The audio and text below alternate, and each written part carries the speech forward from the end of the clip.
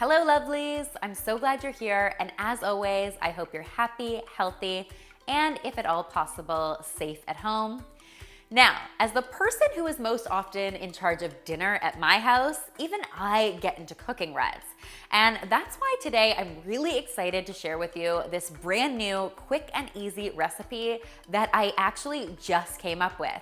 So I found myself with some ground beef in my refrigerator that had to be cooked, and what I decided to do was just pull together some extra pantry ingredients and make this really simple chili recipe that is so super delicious but comes together in less than 30 minutes. And the best part about this chili is that it's great eaten all on its own, but you can also enjoy it on things like nachos, which whatever is left over is going to be used for this weekend.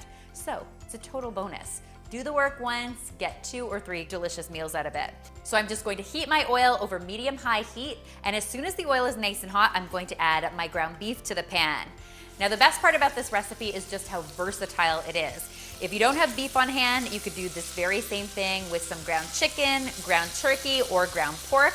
Or if you want to keep this recipe vegetarian, you could go ahead and use some veggie crumbles, the kind you buy at the supermarket instead, and those would work really well here as a substitution.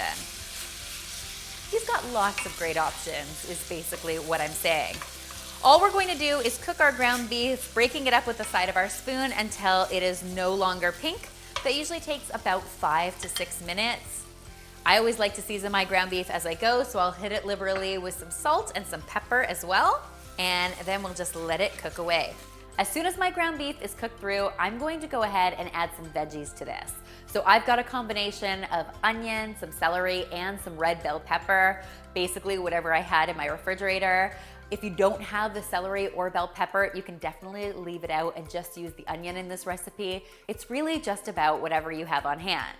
Now I'm going to let these veggies cook away for between 4 and 5 minutes, or until they start to get nice and soft and tender. Now it's time to pump up the flavor factor even more here, starting with some garlic. You guys know I love my food gloriously garlicky, so I'm gonna get some garlic into the pan. And I'm also going to be getting some great spices in here. Really, the only thing that separates chili from, say, a tomato sauce is the spice. Starting, of course, with some chili powder, an absolute must-have.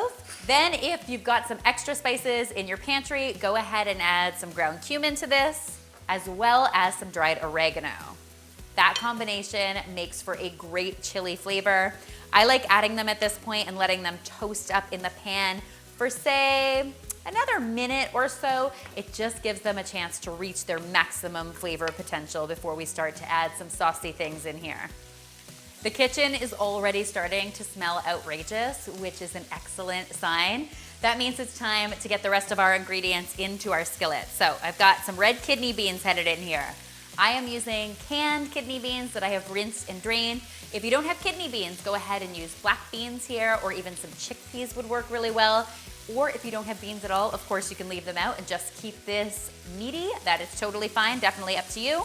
Next, I am just adding some jarred tomato sauce. There is nothing fancy about this, guys. It is just good old-fashioned marinara sauce headed into the pan. And I'm also going to be adding some beef broth. So these are some of my classic pantry ingredients that I always have. Beans, tomato sauce, broth. My pantry is always stocked with them. So I basically always have dinner on hand. Now you only really need to let this simmer away on the stove for 20 minutes or so. Like with any chili, the longer this simmers, of course, the better it becomes. But the best part about this chili is that it doesn't have to simmer for a long time to be totally delicious. So use whatever time you have. And what you're left with is this thick, rich, super flavorful chili that is absolutely divine.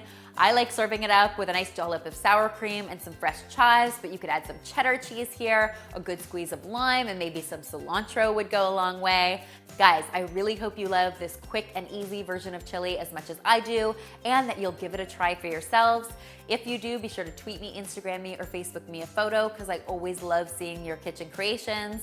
Remember, the full recipe is linked in the description box below, so you can find it there. And finally, if you haven't already, be sure to subscribe, because there is lots more deliciousness where this came from.